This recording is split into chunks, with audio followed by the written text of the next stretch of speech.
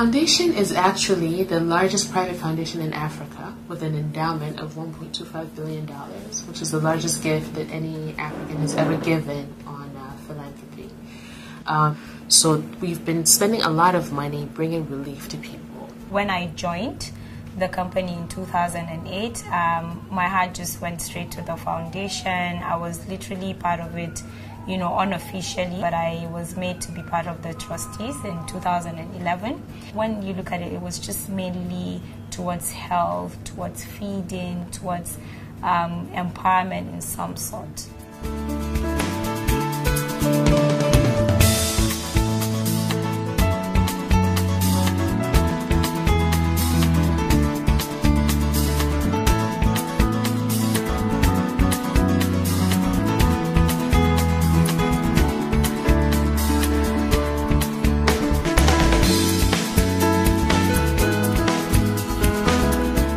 The Gates Foundation has been working in Nigeria for a number of years, focusing on eradicating polio.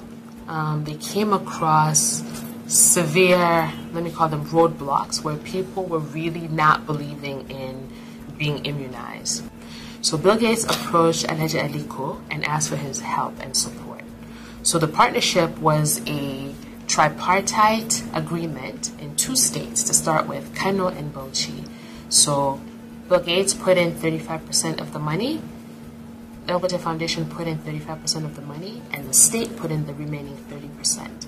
So this basket fund is what was used to now develop the immunization program in those 2 states.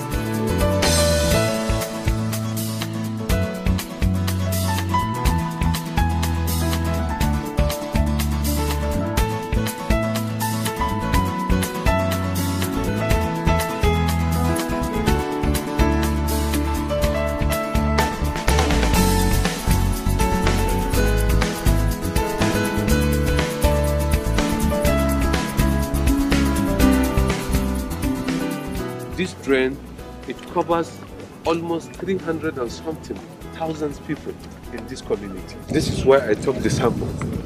And during the taking of the sample, sir, I have to be here very early, like 6.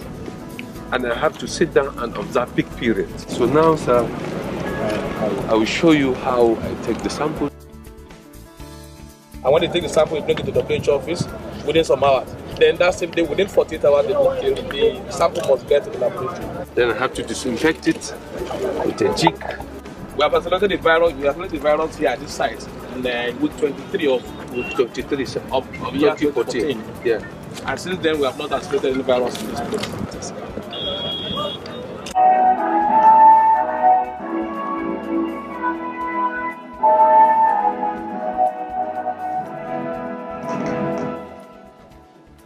Mr. Gates and Alhaji Dangote, I want to express our profound appreciation for the partnership you've extended to us today. We have all come a long way together in the fight against polio, and we know we have to keep the pressure on the polio virus for at least 2 more years. I am truly optimistic with the quality of people sitting at this table, particularly my colleagues, the state governors recently elected, that northern Nigeria, and indeed Nigeria, will remain polio-free. And because of our success on polio, the door is open for us to focus on other key health services, starting with immunization. We have a lot of work to do, and I'm delighted that we are doing it together with the best of the best. We have to say it's through the great success of the agreement, starting with Kano and later Bauchi, that we gained the confidence that we would want to expand to these 4 states.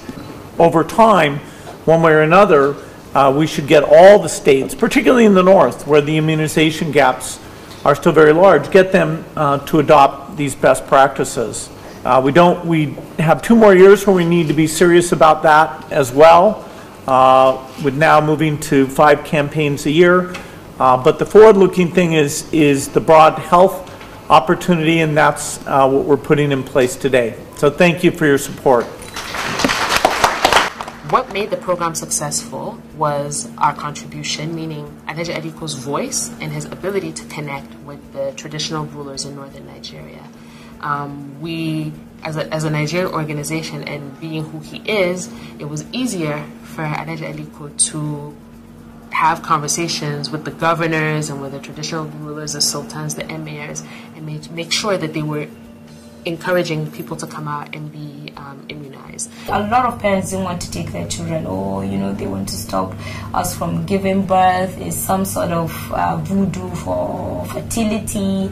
I had to take my daughter to Kano with my dad, the president of the group, and he had to give that polio drug to my daughter in front of everyone to see. Listen, if I can give it to my own blood, I think it's time for you to reassess the situation and look at what the benefits rather than just speculating things that aren't true. I have to thank the Emir of Kano, Malam Muhammad Sanusi II, who demystified the notion that immunization prevents birth in Kano State and in Nigeria. In order for the traditional ruler, His Royal Highness, to demystify that belief, he drank a whole bottle.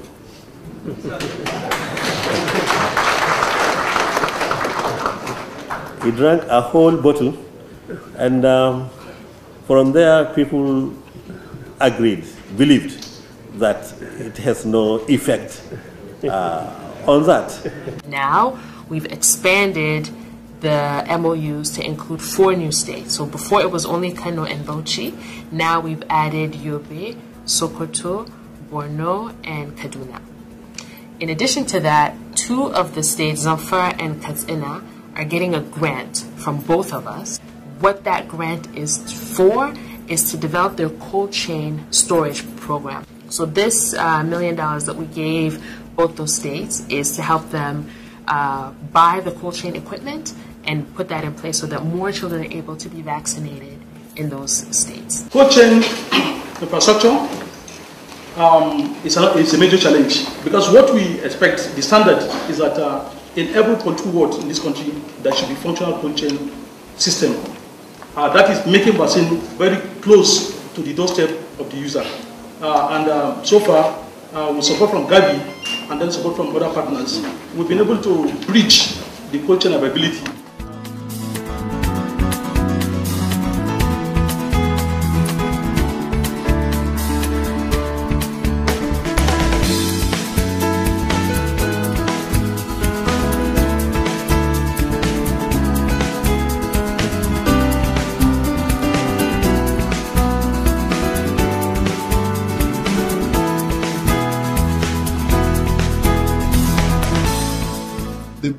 The major benefit of this partnership is that we can leverage on the achievements of both foundations. We can also leverage on the strengths and the weaknesses. For instance, Dangote Foundation is an indigenous foundation. It's Nigerian. We are Nigerian. The money is made here. The interventions are done here. We have an understanding of the context. Our team is 100% Nigerian. So our knowledge of the context is unmatched. One advantage Gates has is a history of already funding and developing development programs in Nigeria. So, that history combined with our own understanding of the context, we think is what will really make this partnership work. There's so many areas that, you can look at, but what we're for is for impact. So if we choose a program, we would want to see the end of it. We would want to see polio eradicated. We want to see every child immunized. So that's what we've chosen to fight.